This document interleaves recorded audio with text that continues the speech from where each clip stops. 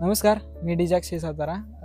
आज असंच मंदिरात दर्शन घ्यायला आलेलो आणि आज मला फटफटी वेब सिरीजची टीम सगळी मिळाली. सुशील सर, सुनील सर मिळाले. त्यांच्याशी जरा गप्पा मारू, त्यांचा कसा काय प्रवास झाला ते विचारू आपण जरा. तर सुशील सर नमस्ते. नमस्ते, मी सुशील अवघडे, पटपटी वेब सिरीजचा दिग्दर्शक आणि DOP. तर कसं काय तुम्ही सिरियल केव्हापासून चालू केली आणि तुमच्या मनात विचार कसा काय आला? ॲक्च्युली आम्ही मंदिरामध्ये बसलेलो विठ्ठलाच्या.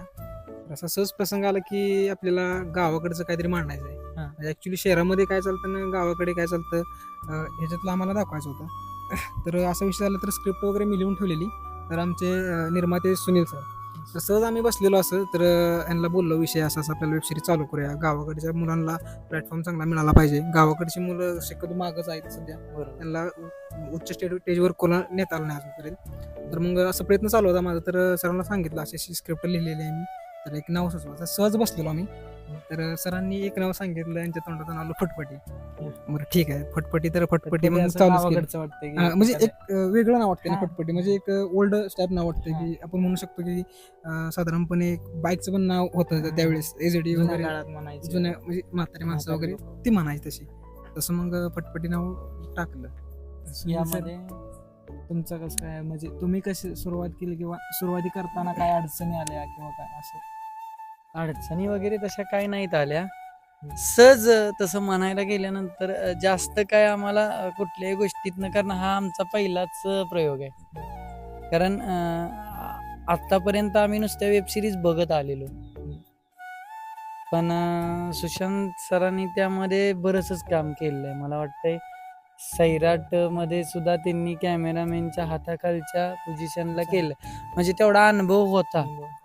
सहज बसल्यानंतर आम्हाला सुशांतकडून समजलं की काय करायचं काय नाही. आपण डायरेक्ट त्या गोष्टीला सुरुवात करूयात. काय नाही, एकदा का ते करून तरी बघूयात. काय अडचणी असतील त्या नंतरच्या नंतर बघितल्या जातात. त्यांच्याजवळ स्क्रिप्ट तयार होती. बऱ्यापैकी ती स्क्रिप्ट वाचल्यानंतर त्यांनी मला नाव विचारलं. आता बऱ्यापैकी त्या स्क्रिप्टमध्ये ते आपण मिस्त्री आणि एक स्कूटर गॅरेज असतं ना, त्याच्यातलं जास्त सीन असल्यामुळं मी तो विचार करता करता सहज फटफटी बोलून गेलो. फटफटी म्हटलं, फटफटी नाव ठेवलं तर आपल्याला बरं वाटेल, जगापेक्षा हटके, लोकांना काहीतरी नवीन दिसेल. ते फटफटी म्हटल्यावर वेगळं वेगळं वेगळं काहीतरी करता येईल. आणि झालं, आमचं नाव डिक्लेअर झालं. दुसऱ्या आठवड्यातच आम्ही शुक्रवारी फर्स्ट एपिसोड कॅरी करायला सुरुवात केलो. बऱ्यापैकी ते आमच्या पदार्पणाला लागलं. पण ह्याच्यामध्ये गावाकडचं प्रेम आणि गावाकडची माणसं हे कशा पद्धतीची असतात. फॉर एक्झाम्पल, सातारा सिटी लेवलला गेलो, म्हणजे सिटी लेवलला आपण कुठल्या जरी गेलो, मी साताराचा आहे त्याच्यामुळे मी तिथं बघतो, जवळच्या जवळ एका फ्लॅटमधली एका फ्लॅटच्या जवळजवळ फ्लॅट असणारी राहणारी माणसं सुद्धा एकमेकांना ओळखू शकत नाही.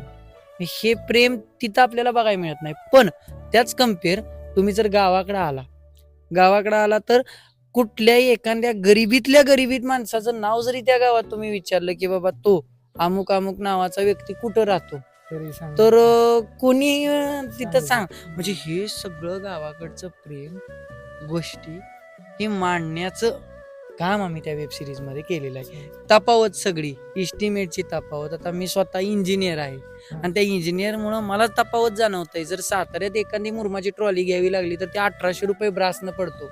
पण त्याच्याच कम्पेअर तुम्ही गावाकडे आला, 500 रुपये मध्ये सुद्धा सहज मध्ये मुरमाची ट्रॉली आपल्याला मिळून जाते.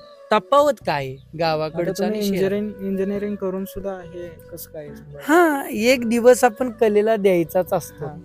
किती जरी आपण कसं आपल्याला बाबासाहेबांनी पण एक वाक्य सांगितले, तुम्ही सगळं करा पण जे आपल्या अंगामध्ये जी कला आहे का नाही, ती कलेशी तुम्ही एकनिष्ठ राहावा. बरोबर, कला जपा. तुमचं 7 दिवस जरी ते व्यवसायातलं असलं तर एक दिवस तुम्ही स्वतःसाठी द्या. आणि आपल्याकडचं सगळं जाऊ शकतं पण कला जाऊ शकत नाही. आणि लहानपणापासून ही कला असल्यामुळं कुठंतरी सुशांत सरांच्या मुळं गेलो. ती डेअरिंग आता चालू केलेलं आहे. ते आता काय यांची सगळ्यांची साथ असणारच आहे, कुठेच कमी पडणार नाही असं मला वाटतं. तुमच्या कलाकारांची ओळख करून देता? हा, देतो की. ही कास्टिंग कलाकार रोहिणी चव्हाण, सानिया शेख, अच्छा. ही पण तिच्या सोबतची तिची मैत्रीण म्हणून तिने काम केलेलं आहे. हा तर आमचा अभिषेक माने, हा तर सगळ्यात हटकी भूमिका असणारा. आतापर्यंत म्हणजे कसं होतं, एखादं त्याला ती स्क्रिप्ट दिलेली आहे आणि ती गाजवलेली नाही, तर ते स्क्रिप्ट मध्ये त्याच्या तोंडाकडे बघितली तरी लोक पहिल्यांदा हसणार, मग ती स्क्रिप्टला सुरू होते. एवढा तो खूप असा म्हणजे जाणीवपूर्वक भारी गोष्टी. पुढे गेलो आपण संकेत झेंडे. हो, खरं तर सुशांत सरांचं आणि माझं गाव एकच, त्याचं पण गाव तेच. आम्ही सर्व तिघजण कलाकार एकाच गावातले आहोत. आणि पलीकडचा राहुल खिल्लारे, हे पण आता जॉईंट आपल्याला या 2-3 एपिसोड पासून आता जॉईंट आपल्याला ते झालेलं आहे आणि चांगल्या प्रतीचं काम करतायत. अजून सुद्धा दुसरे कास्टिंगचे कलाकार आहेत, काही कारणास्तव आता ते अवेलेबल नाहीत, पण ते वेब सिरीजच्या माध्यमातून दिसून जातील आपल्याला. मग रोहिणी, तुम्हाला काय वाटतंय, काय बोलायचंय तुम्हाला वेब सिरीज बद्दल? तुमचा अनुभव सांगा कसं. मला खूप प्रवास छान वाटला आणि आमचे सुनील सर आणि सुशांत सरांनी या सेटवरती यायला परवानगी दिली. तर माझी मैत्रीण सानिया, तर आमच्या दोघींचं खूप जमतं आणि हसून खेळून असतं आणि ह्या आमचे सगळे मित्र. अच्छा, तुम्हाला काय बोलायचे सांगा. काही नाही, मला भारी वाटतं. अच्छा, तुम्ही कसं काय आला वेब सिरीज मध्ये, तुमची ओळख कसं काय झाली? सुनील सरांना. कसं वाटतंय तुम्हाला? भारी वाटतं. इथून पुढं करायची जी जर चान्स मिळाला तर चांगलं करू शकता. हा.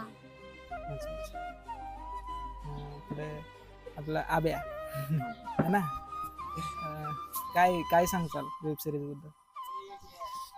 वेब सिरीज म्हणजे कसं आहे माहिती आहे का, एखाद्याच्या अंगात जर कला असेल ती घडवून दाखवावी, बाहेर यायला पाहिजे. हा, बाहेर आली पाहिजे. जर तुम्हाला करता येत असेल तर ती करा. तर तुम्हाला जर चान्स भेटला तर तुम्ही अजून करून दाखवा. त्यात सगळ्यांच्या अंगात कला असते, ती दाखवून दिली पाहिजे. दाखवून दिली पाहिजे. हा.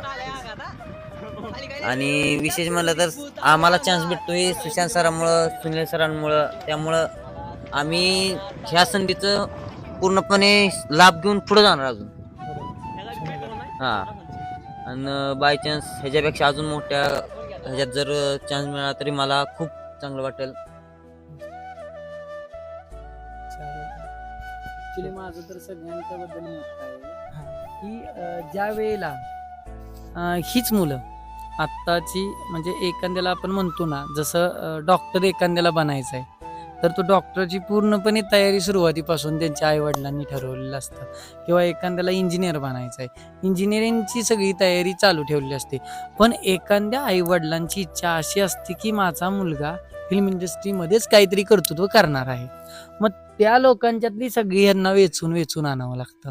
रोहिणीचं आता ही उद्या मुंबई पुण्यात समजा गेली तर ह्यांना एक स्क्रिप्ट, एक प्रमाणपत्र दाखवायला झालं ना की बाबा ही फटफटी वेब सिरीजमध्ये आम्ही काम केलेलं आहे किंवा काय, ह्या सगळ्या गोष्टींची एक हे म्हटलं तर कुठं ना कुठं तरी ह्यांचा आता छोटासा प्रयत्न चालूच आहे. मी त्यांना सांगतोय नवीन डेव्हलपमेंट, नवीन गोष्टी, जरा काही गोष्टी अपडेटमध्ये तुम्ही करत चला. आणि बऱ्यापैकी मला ती सगळीजणं साथ देत आहेत असं मला जाणवून येत आहे. बाकी मग संकेतच फक्त आता पुढे संकेत काय तुम्ही नमस्कार सांगताल? नमस्कार. काय नाही, असाच प्रवास चालू झाला. शेवटी लहानपणापासून अभिनयाची आवड होती, त्यामुळे आमच्याच गावचे सुनील सर होते. सुनील सर पण आणि सुशांत सर पण असंच जाता जाता मला भेटले की बोलले आपले असे वेब सिरीज चालू करायचे. चालते म्हणलं, करूयात, काय अडचण नाही. तर माझं तर ऑडिशन वगैरे त्यांनी घेतलं. मला काय माहीत नाही सिलेक्शन झालेलं काय. मग रात्रीचे मला वाटते 10-10:30 वाजले होता. मला सुनील सरांचा फोन आला की तुझं ऑडिशन झाले, फिक्स झाले आणि तुला कास्टिंग आम्ही देतो, स्टार कास्टिंग म्हणून. उद्यापासून शूटिंग चालू आहे. काय नाही, शूटिंग चालू वगैरे केली मस्त. आता एन्जॉय वगैरे झाला आहे. आता 10 भाग पडलेत आमचे यूट्यूबला. प्रथमतः तर मी त्यांचं मनापासून आभार मानतो की मला त्यांनी इथपर्यंत आणले. आणि आता जवळजवळ नाही म्हणलं तर पूर्ण महाराष्ट्र मला ओळखते त्यांच्यामुळं. हेच मला खूप म्हणजे अभिमानाची गोष्ट आहे. जास्त काय मी म्हणजे शब्द नाहीत माझ्या बोलायला त्यांच्याबद्दल.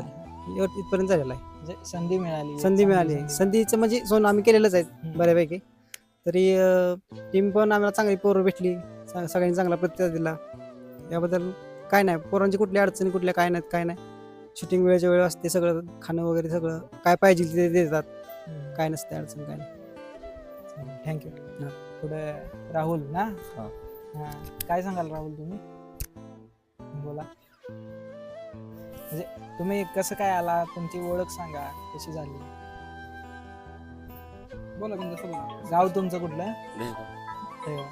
नातेपुतेविषयी. अच्छा. आता काय कॉलेजला काय? Okay okay. मग आता कधीपासून तुम्ही जॉईन झाला की किती दिवस झाले तुम्हाला? बरं, अच्छा, असू द्या. असं म्हणजे असतानाच तो कसं जरा हा, थोडंसं लाजाळू बोलका जरा, नाही हा. येते. बोलका नाही, अच्छा. त्यामुळे ते कसं आहे म्हणजे एकदम टीम मध्ये शांत असणारा, कोणाला काही त्रास देणार नाही आणि ते एकदम कॉमेडी कॅरेक्टर आहे ती. हम्म. त्यामुळे पण त्याला घाबरतो जरा बोलायला. सगळ्यात बऱ्यापैकी तो व्यवस्थित करतो. हा. सांगितलेल्या गोष्टी ज्या काय आहेत ते त्याच्याकडनं चांगल्या जमतात त्याला. त्याच्या पद्धतीनं प्रत्येक गोष्ट एखादी देऊन ठेवली की राहुल तुला हे करायचं आहे, करणार म्हणजे 100% ती भूमिका तो पारच पाडतो. तर म्हणजे सर शून्यातला शून्य कलाकार सुद्धा म्हणजे तुम्हाला घडवायला लागतो. म्हणजे इथं आल्यावर त्याला काही नाही येऊ द्या, पण त्याला तुम्हाला हाताला धरून शिकवायला लागतं असं. साहजिक तेवढं करायलाच लागतं. कारण कसं आहे, काही लोकांना व्यवस्थित सांगितलं तर ते लगेच समजून जातं. पण एखाद्याला ऍक्टिंग करताना भरपूर समजवायला लागतं. त्याला रिटेक कसं आहे सुशांत सर बरोबर, त्यांना 8 ते 10 वेळेला 12 वेळेला रिटेक व्हावं लागतं तरी त्याच्या लक्षात येत नाही. छोटं आणि कसं आहे, हाताची 5 बोटं सारखी नाहीत. दोघं चांगली तिघं चांगली जरी असली तरी दोघांना आपल्याला पुश करावं लागतं. आणि माझा तर हाच प्रयत्न आहे की गावाकडचा छोट्यातल्या छोटा कलाकार आहे तो प्रगतीपथावर जावा, त्याला लोकांनी काहीतरी ओळखावं. फॉर एक्झाम्पल आपला सूरज चव्हाण, सूरज चव्हाण म्हणजे गावाकडचा एक छोटासा मुलगा, ह्यातलाच कलाकार आज आम्ही इथं आहोत, तर ह्यातलाच कलाकार आज नाही उद्या तो तिथं जाऊ शकतो. बरोबर. छोटे प्रयत्न करून बघू कसं आता काय गोष्टी त्या रस्त्याने मांडलेल्या तरी आहेत. काय प्रयत्न ते वरच्या देवाच्या हातात. हो हो. तर मस्त वाटलं सगळ्या टीमला भेटून, सरांना भेटून. तर थोड्याच दिवसात सर ह्याचा पर्व दुसरा सुद्धा काढतात आणि त्याच्याविषयी सर सांगतील 2 मिनटं की त्या पर्वात काय होईल. ऐकूया. पटपटी काही दिवस आपण थांबवतोय ते आणि परत दुसरा पण काढतोय आणि त्याचं पण एक खूप असं वेगळं नाव आहे, हटके नाव आहे. हटके देतानाच हटके नाव दिलंय मी. ऍक्च्युली आता मी पोस्टर लॉन्चिंग एक 8-10 दिवसात करणार आहे. तर कथा खूप छान आहे आणि पटकथा पण छान लिहिलेली आहे, काय विशेष नाही. पण त्यातनं पण एक ग्रामीण भागातल्या लोकांना किंवा मुलांना अशी एक वाव मिळावी यासाठी छोटासा प्रयत्न चालू आहे आमचा. मग चांगलं आहे, सगळे लोकेशन वगैरे बघितले आणि खूप छान करून लोकेशन इकडं सातारामध्ये म्हणा, कास पठार, औंध या ठिकाणी आपल्या भागात घेतोय. तर खूप चांगलं होईल आणि म्हणजे त्या माध्यमातून नवीन कलाकारांना सुद्धा चान्स मिळेल. नवीन कलाकारांना चान्स देतोय आपण आणि ऑडिशन 2 ते 3 दिवसाचं लावणार आहे. पोस्टर वगैरे प्रत्येक गावामध्ये आपण 2-2, 3-3 असे लावणारच आहे सध्या.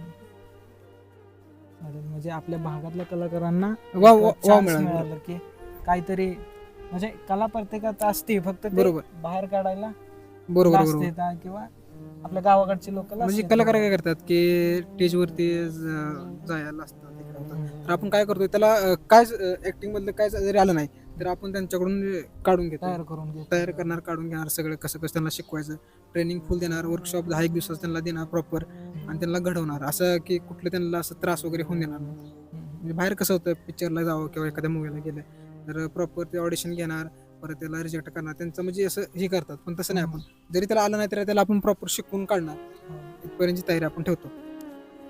म्हणजे शून्यापासून सुरुवात सगळ्यांची 100% होते. हो 100%. चालेल. आणि आता थोड्या दिवसात ऑडिशन पण लागतील. सरांचा नंबर बायोमध्ये खाली देतो, सरांना कॉन्टॅक्ट करा. ऑडिशनचा पोस्टर थोड्या दिवसात पडेल आणि जर नवीन कलाकारांना कोणाला चान्स पाहिजे असेल तर सरांना सरळ कॉन्टॅक्ट करा. सर हमखास चान्स देतील 100%, कारण आपल्या भागातलाच कलाकार मोठा झाला पाहिजे, त्यालाच चान्स मिळाला पाहिजे असं सरांचं म्हणण्यातून आहे. तर थँक्यू, मस्त वाटलं सगळ्या टीमला भेटून. तर धन्यवाद. थँक्यू.